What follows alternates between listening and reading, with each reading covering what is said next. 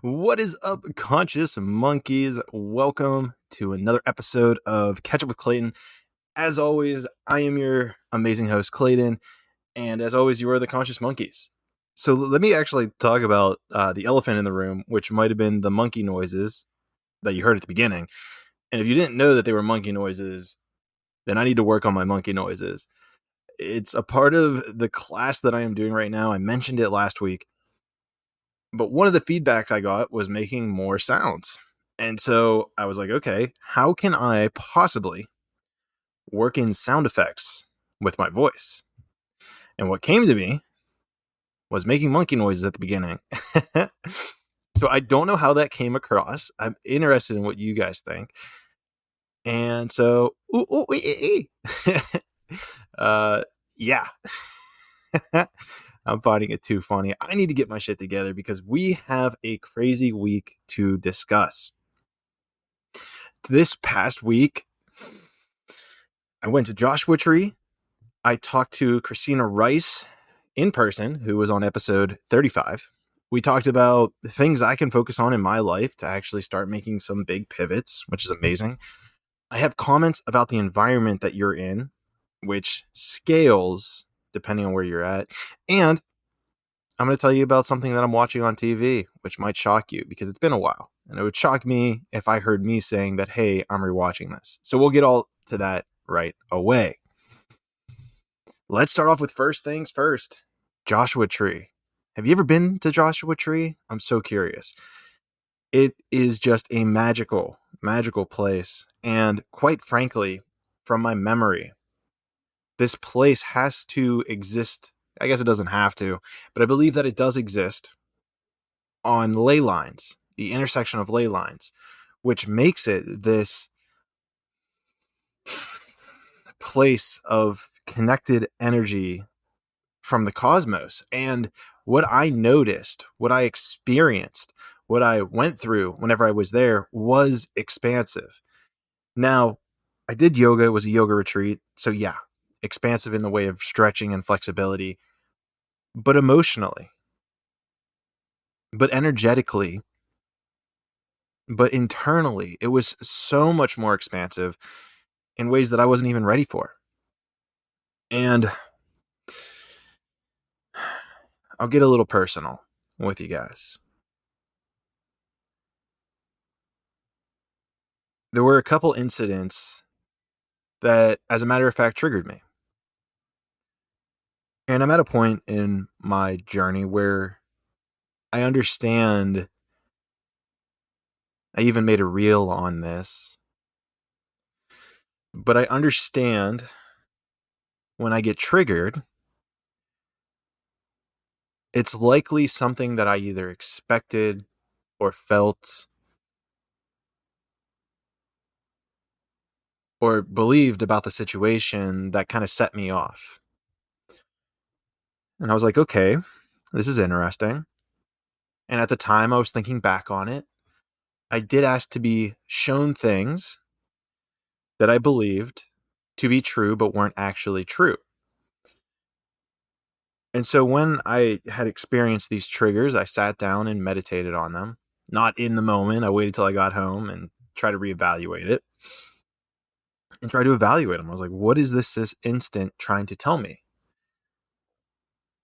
And it was quite profound because one of them actually led me, and this is where it gets personal. So please use your grace whenever listening to this. But I had noticed that I still was holding on to energy that I still had not fully let go, that I was still embodying the frequency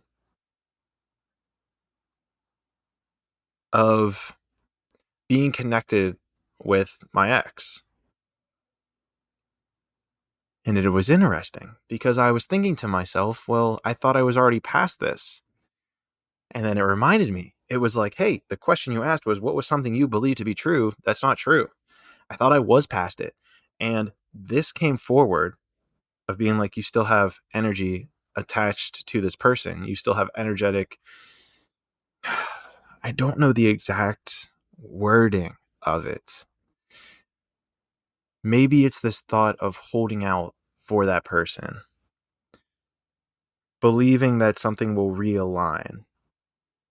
Because I should mention that there was nothing wrong between my ex and I. Everything was beautiful. Everything that everyone should aspire in a relationship to have was checked off. It was there. I can even see it now, the pencil going down the check boxes. And so it really made me think what was going on. And so in journaling coming up to this, I said to myself, okay, I am ready to release because, and I don't think I finished it, everything was checked off. The only issue was timing. We met right as we were both going different directions in life. Incredible person. And so what it had me realize was that I was still, I don't know the words for it, in this energy of her. I don't know how to articulate it. The point that I'm trying to get at is that I realized it was something I needed to release. So I asked the universe, just like I think anyone should do. I asked the universe, I said, help me to release this. Let me help get me through this. The next morning, someone brought in a song, and I found this fascinating because it was the same person who accidentally triggered me the day before. She brought in a song, which was Taylor Swift's very first song that she made it big on, which was Love Story. And it triggered something, like it flicked something in me.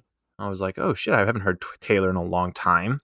Taylor used to be a big part of my music selection. I listened to her a lot in college. And what happened was I was like, oh, I'm just going to start listening to this album again. Speak Now album, if you don't know. Start listening to that album again and see what happens. Well, here's where it gets a little bit emotional. Going through the album, there was one song that really stuck out and really just drove a dagger into my heart, or pulled it out. Depends on how you look at it. And it really reminded me of this past relationship. And I just broke down crying in the car. Breakdown's a little extreme, but uncontrollable tearing up. It was beautiful, it was energetic, and it felt right. And I believe that it was really freeing up a lot of that energy that I thought that I had released, that I was past. And so many different developments have happened in the last few days that have shown me that I am now, at least processed it and passed it kind of in air quotes. It's a kind of a weird thing to explain, especially if you're someone that's been in this situation yourself. But the beauty of it was actually being able to rectify that. That was something that I hadn't fully let go of yet. I do feel like I'm a lot more calm and present because of it. So that was really a beautiful thing that came from it. And so I highly recommend, if you go to Joshua Tree, especially Joshua Tree, any of the intersections of the ley lines, but specifically Joshua Tree, be very aware of the intention that you are taking into that desert, that landscape, because there's some magical powers around that area where things will just kind of happen. So be aware of that. And it's interesting because this kind of actually transfers into something that I talked about with Christina, which is that idea of small wins. I don't think I mentioned that at the beginning, but we're on to it. Small wins. And what I had realized, and this was something that came up in my Akashic record reading. So if you see on the Instagram page, you will see that there is a reading that Danny West did for me. One of those pieces of the puzzle, she talked about making $1 million because I had this focus, I had this fixade, I had this fixation, that's the word, to want just $1 million to show up every day at my doorstep. And this was something that I brought into the conversation with Christina. Where it got interesting was Christina pointed out energetics of being a container and holding, being able to hold space and money for yourself. And I found this super fascinating because, and I don't know that she said it exactly that way.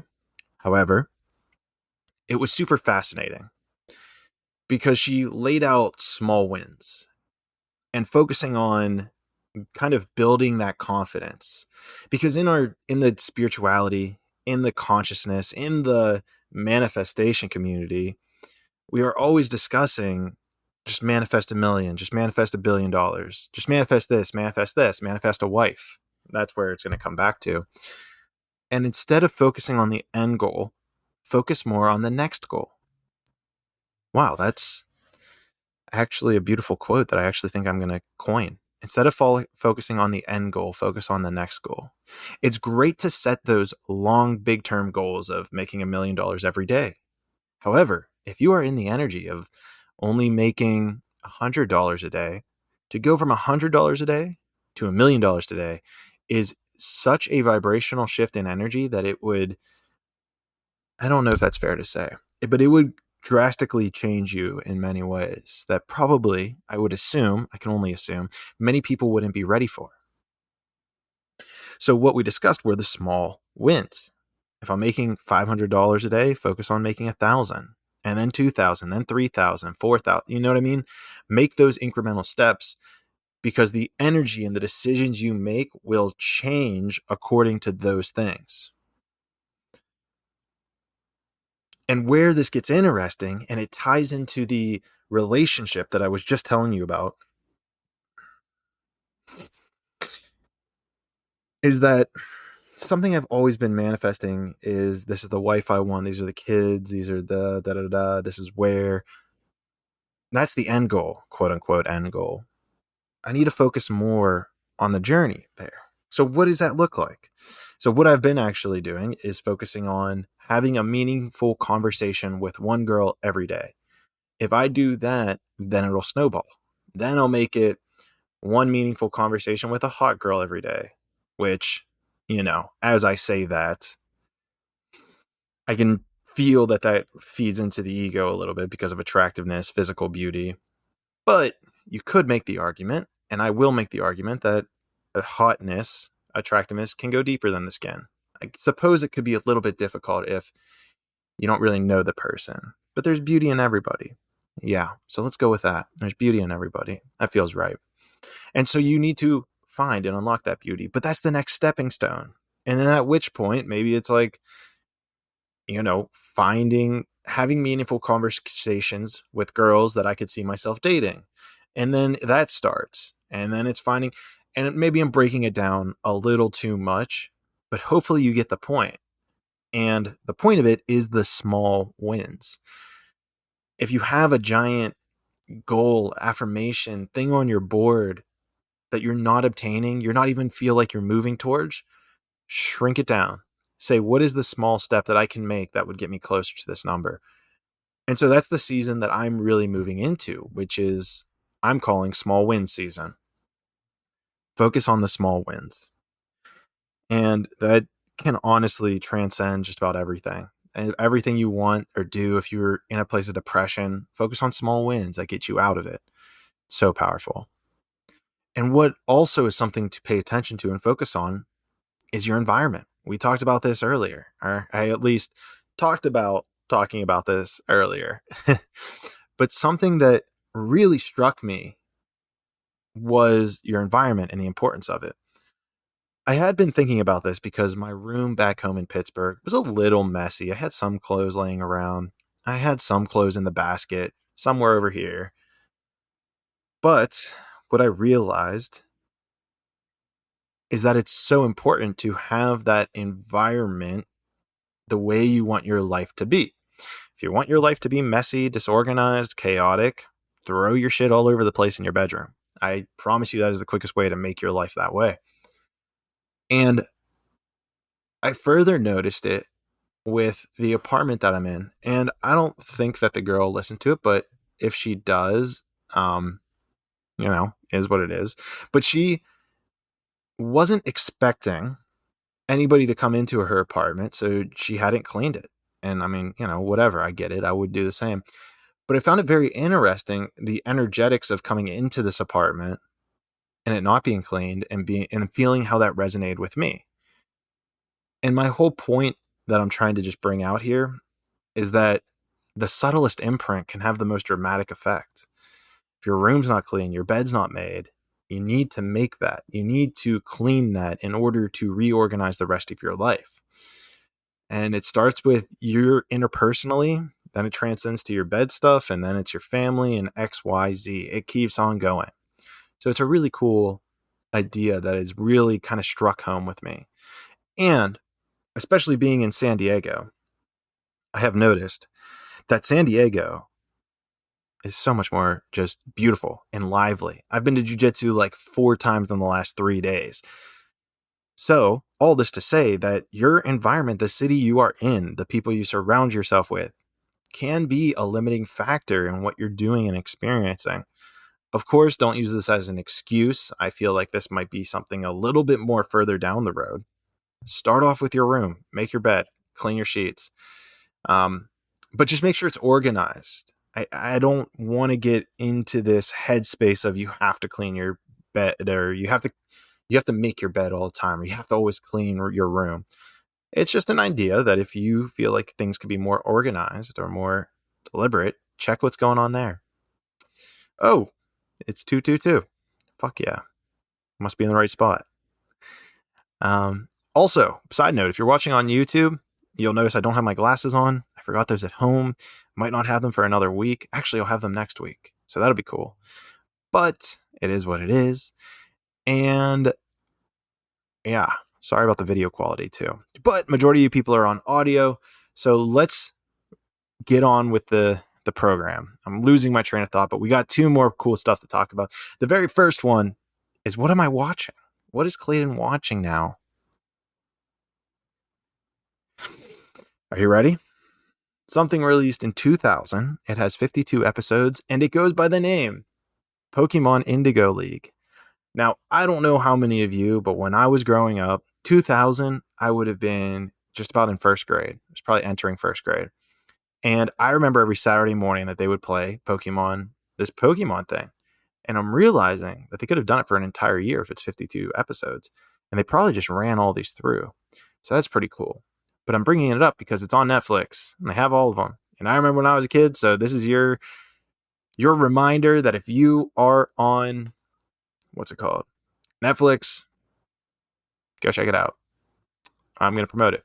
Also, I have to go and do yoga later today, so I do want to wrap this up. The last thing I will mention, though, is this week we have an incredible episode 051 with Haley Comet, and it is so cool because what we do is we talk about astrology. We talk about how it imprints on people. We talk about how you can read your birth chart. It sounds like it's something that she's a master at. She kind of just reads birth charts like it's her thing, like it's English words to her. I don't know how she does it, but she does it. So it's super cool, I guess, at this point. So that'll be super exciting. We talk about astrology. We talk about birth charts. We talk about dating and relationships. So get ready for that episode. It's a super cool one. And with that being said, conscious monkeys. I will see you all in the 6th dimension.